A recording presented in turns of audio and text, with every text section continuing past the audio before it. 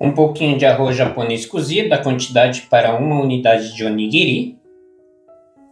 Um pouco de atum enlatado, aqui eu tirei o óleo, só deixei o atum, tirei o excesso também. Um pouco de cream cheese.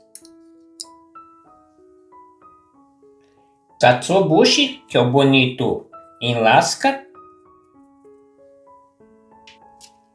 Um pouquinho de hibiki, que é essa alga desidratada. Ela é diferente das outras algas também, diferente do wakame, pelo sabor e pelo formato também e a textura. Que somente uma porçãozinha, ele vai dar um sabor super especial. Um pouquinho de água e vamos deixar hidratando por mais ou menos 5 minutos. Aqui vamos coar.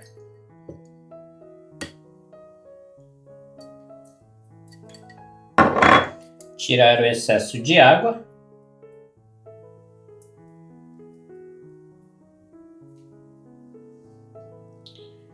Adicionar ao arroz.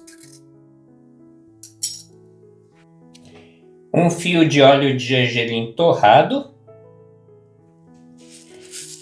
Gergelim, somente um pouco.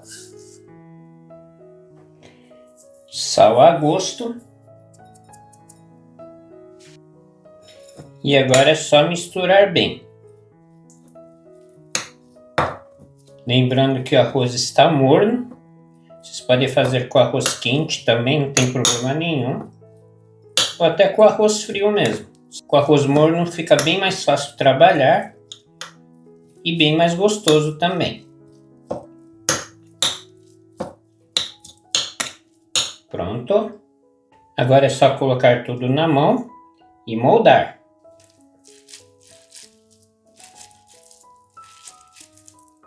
Fazer um triângulo, mas vocês também podem fazer redondo.